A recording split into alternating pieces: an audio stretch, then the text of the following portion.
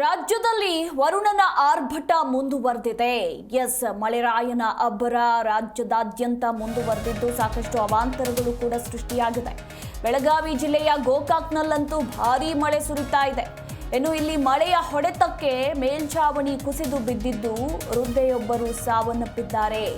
ಫಕೀರವ್ವ ಲಕ್ಷ್ಮಣ್ ಹಾವೇರಿ ಮೃತಪಟ್ಟಿರುವ ದುರ್ದೈವಿ. ಗೋಕಾಕ್ ತಾಲೂಕಿನ ಚಿಕ್ಕನಂದಿ ಗ್ರಾಮದಲ್ಲಿ ಈ ಒಂದು ಘಟನೆ ನಡೆದಿರುವಂಥದ್ದು.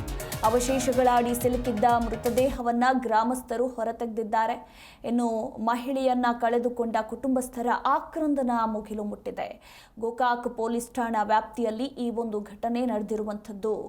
ಧಾರಾಕಾರ ಮಳೆ ಸುರಿತಾ ಇದ್ದು ಬೆಳಗಾವಿ ಜಿಲ್ಲೆಯ ಗೋಕಾಕ್ನಲ್ಲಿ ಸಾಕಷ್ಟು ಅವಾಂತರಗಳು ಸೃಷ್ಟಿಯಾಗಿದೆ. 65 ವರ್ಷದ ಫಕೀರವ್ವ ಲಕ್ಷ್ಮಣ್ ಹಾವೇರಿ ಎಂಬುವವರು ಮೇಲ್ಛಾವಣಿ ಕುಸಿದು ಸಾವನ್ನಪ್ಪಿದ್ದಾರೆ.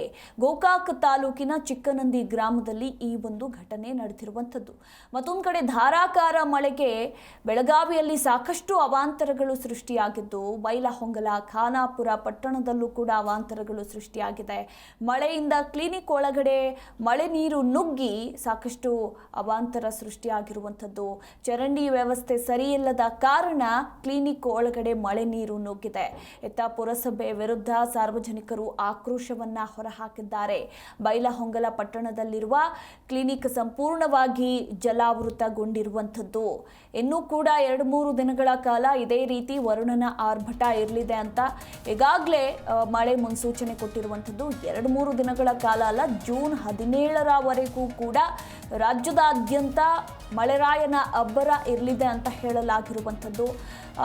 ಈಗಾಗಲೇ ಸಾಕಷ್ಟು ಜಿಲ್ಲೆಗಳಲ್ಲಿ ಶಾಲಾ ಕಾಲೇಜುಗಳಿಗೆ ರಜೆಯನ್ನು ಕೂಡ ಘೋಷಣೆ ಮಾಡಲಾಗಿದೆ.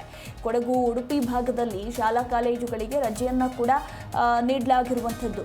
ಅಷ್ಟರ ಮಟ್ಟಿಗೆ ವರುಣನ ಆರ್ಭಟ ಎಲ್ಲೆಡೆ ಹೆಚ್ಚಾಗಿರುವಂಥದ್ದು.